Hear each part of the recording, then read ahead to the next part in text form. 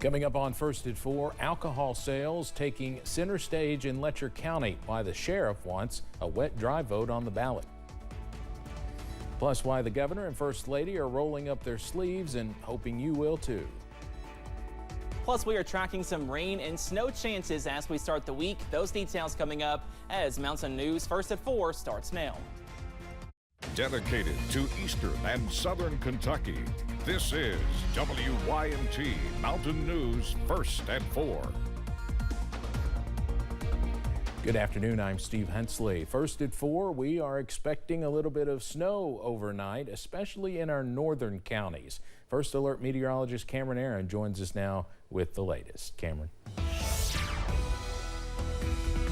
Yes, Steve, right now we are tracking some showers across the region, some heavier rainfall, especially over far southern Kentucky. But like you said, as cooler air rushes in this evening, especially overnight, we are tracking a changeover from rain to a wintry mix or snow. Right now, though, no snow worries on First Alert Pinpoint Doppler. We are tracking some heavier downpours, though, in southern Kentucky, also into southwest Virginia and northern Tennessee as well. And more widespread showers on the way as we go into this evening, and then possibly that changeover as we go later on into tonight. Here's a live look from soggy Interstate 75 at Corbin. That current temperature up to 46 degrees. If you have to be on the road this afternoon, be sure to drive slowly as we could see some heavier rain pockets in some areas. Up to 44 in Jackson, also Pikeville, 49 for Manchester, and 48 over in Somerset. So you may be wondering, we are well above freezing, so how could we see a snow chance? Well, we are tracking an area of low pressure that is close to Memphis, and that will continue spinning off to the north and east. And once that system passes, some cooler air is set to return,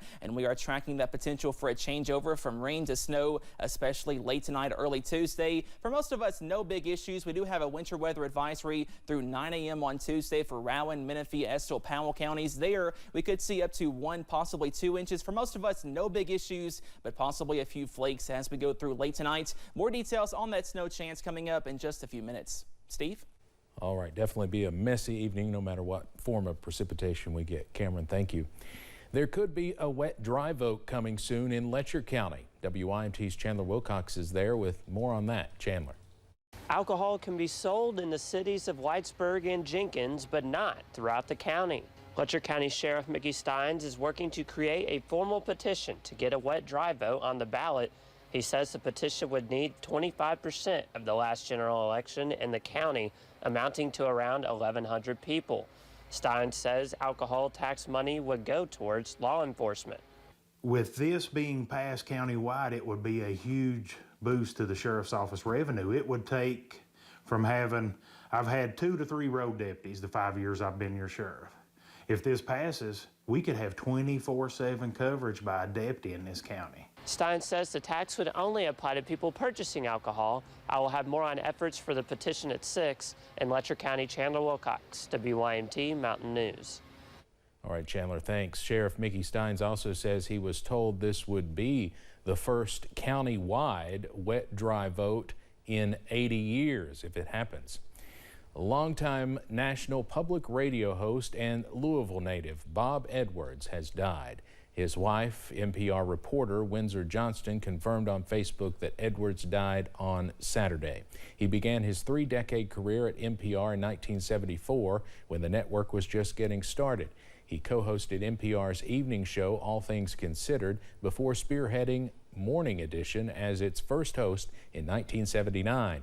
The beloved public radio anchor held that position until 2004. Bob Edwards was 76 years old. 2 hostages freed by Israeli forces during an overnight military raid in Gaza are back in the arms of their loved ones. This is some video of that reunion. The pair's release was a surprise to both families who were woken up in the middle of the night with the news. The 2 men are in relatively good condition, but showing signs of what they went through.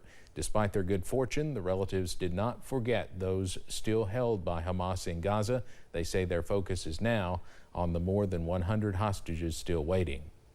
Defense Secretary Lloyd Austin is hospitalized again to treat an emergency bladder issue. The Pentagon says Austin transferred duties to his deputy secretary. Austin was criticized last month for failing to disclose a cancer diagnosis and hospitalizations to even the president. Both the White House and Congress have been notified about this hospital visit. Team Kentucky is partnering with the American Red Cross as the state faces a blood shortage. Samantha Valentino was in Frankfort today, where Governor Beshear and First Lady Brittany Beshear rolled up their sleeves to do their part. As we face a shortage of blood both across the country and right here in the Commonwealth, Kentucky's First Family is asking for your help, and they're choosing to lead by example. Last month, the Red Cross declared a national emergency blood shortage. Because of that, Team Kentucky's doing what we do best, coming together to save lives. Governor Andy Beshear and First Lady Brittany Beshear rolled up their sleeves Monday morning to donate blood as the state faces a critical need. This is an emergency. I mean, this is a 20-year low, and so we'd like people to step up. Kentucky isn't alone. The Red Cross says the nation is facing the lowest number of people giving blood in 20 years. Their blood supply has reached critically low levels across the nation. We have the lowest number of donors presenting themselves in over 20 years. The blood supply is about 40% less that we see coming in over that period of time. So it's really important to build awareness, but it's really important to get the blood also. So Team Kentucky decided to do something about it. They've partnered with the Red Cross to host a blood drive here at the Capitol. Donating blood is one of the most important ways we can protect our families.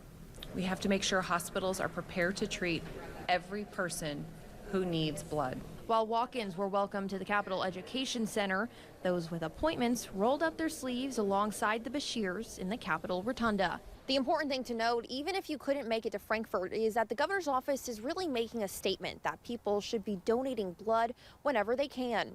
In Frankfort, Samantha Valentino, WYMT. Well, that blood drive is now over. To give blood or find a donation center in your area that's associated with the Red Cross, you can visit redcrossblood.org.